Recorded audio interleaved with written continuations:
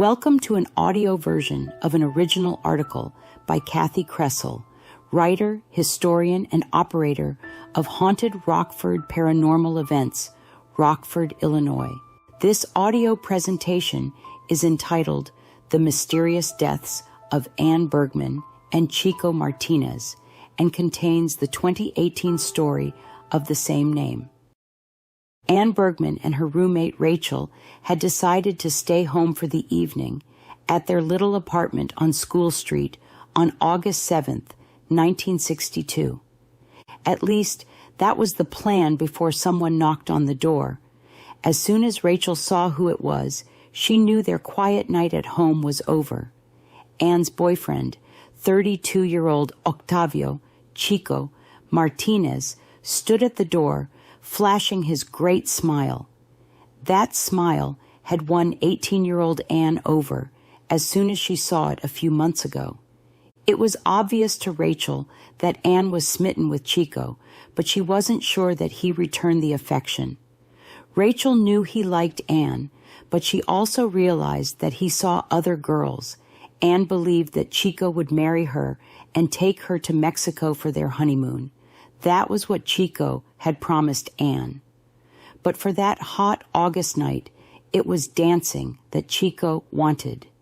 He and Anne were so good that they won several local dance contests. Chico mentioned the Town Hall Tavern on West State Street was having a dance contest that August evening. It wasn't long before Anne had changed for a night on the town. Rachel just shook her head as she watched her beautiful friend dance out the door. She had no way of knowing that it would be the last time she would ever see Anne alive. Anne and Chico were a big hit at the tavern. They won the first place prize of a bottle of pink champagne. Witnesses would testify later that the happy couple left at 12:50 a.m. on what was now Wednesday, August 8th. Chico's car was parked about a block away from the tavern. The phone call came into the police department at 1:20 a.m. It was from a truck driver, John Stannard, who spotted a man's body on a section of Beltline Road close to the Kishwaukee intersection. Police arrived within a few minutes to find a bullet-ridden body of a man on the side of the road. He had been shot once in the shoulder and twice in the left chest. The bullets pierced his heart. He had other damage to his body, and one of his shoes was scuffed up. Police quickly identified Chico Martinez and realized that he had been accompanied by a young lady that evening. The frantic search for Anne Bergman began. The police followed the trail left by both Chico and Anne until they could account for their whereabouts, except for a 7-minute window. It was during this 7 minutes that the couple was forced into a vehicle and driven toward the outskirts of town. Police believed that Chico had panicked and a struggle took place during which he was shot. They thought that Chico's foot might have gotten caught when he attempted to jump from the vehicle. The driver stopped the car and the shooter put 2 more rounds into his body before jumping back into the vehicle to make his getaway. Police believed that young Anne had been a witness to Chico's killing. They also guessed that she would not be found alive. It took 7 agonizing days for their theory to be proven correct. Anne's family and friends searched everywhere for her. They hoped that she had gotten away from the men who had so brutally killed Chico and was hiding somewhere, too afraid to come forward. The weather on the evening of August 14th was pleasant, and Richard Boehm of Byron, Illinois, was taking his 5 children for a walk down the road by his home. It was 8:15 when Richard walked along Highway 72 on the east side of the river and spotted something in the long grass. As he walked closer, he was horrified to see a foot sticking up in the long grass.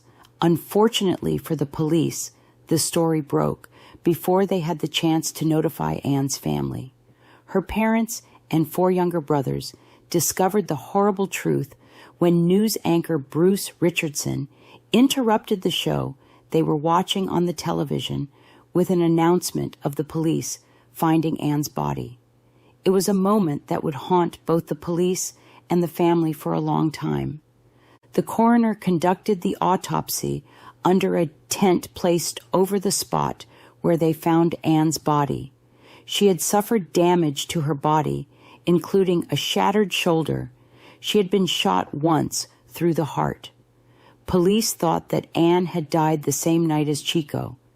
They believed that the couple had been killed at the same time, and for some reason, the killers loaded Anne back into the car and drove on Kishwaukee Road until they dropped her body in those bushes.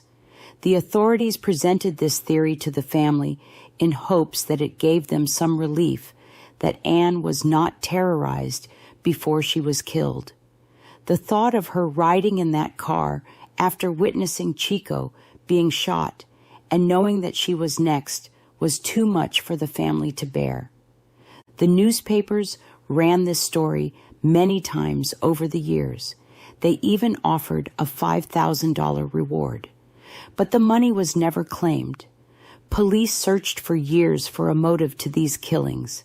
The only thing they came up with is that perhaps Chico's playboy ways caused someone to want him dead. Unfortunately, Anne was just in the wrong place at the wrong time. These murders have been cold for a long time. The mystery of their deaths haunted the entire community. Chico left behind 2 young children who grew up without their father. Anne's parents died without ever knowing who killed their beautiful daughter. Her 4 brothers spoke often of their family motto, "You aren't dead unless you are forgotten." This is the end of our audio article. We hope you enjoyed it. The article, "The Mysterious Deaths of Anne Bergman and Chico Martinez," was written by Kathi Kresol, copyright 2018. The article is also available in print on hauntedrockford.com and was originally published in the Rock River Times. This audio presentation was produced by Thomas Saunders for Haunted Rockford, copyright 2024.